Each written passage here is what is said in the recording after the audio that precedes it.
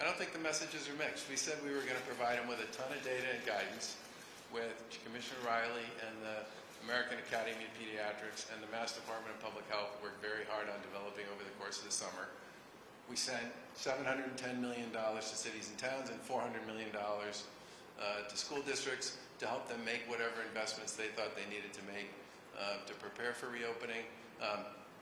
He's had calls, I don't know, every other day maybe, with school superintendents over the course of the past 3 or 4 months to deal with whatever particular issues might get raised by a particular school district, like the one that you mentioned. You should tell him which one it is, and I'm sure he'll be happy to talk to them about it and see what they can do about it.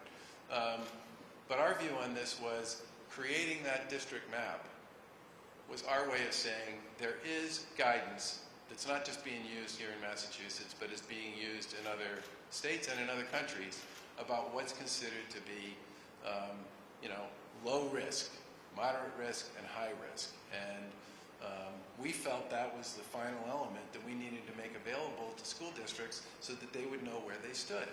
And I think the question the Commissioner is asking here, which is if you are a low-risk district, and you've been a low-risk district now for 8 weeks, and you have no plans to return to in-person learning, when most people in the education and the public health and the pediatric community all believe that in-person learning, especially for young kids, is a critical part of their educational and social development, we want to know what your plan is to get back. I don't think that's bullying. I think it's a perfectly appropriate question to ask on behalf of the people of those communities, and especially the kids.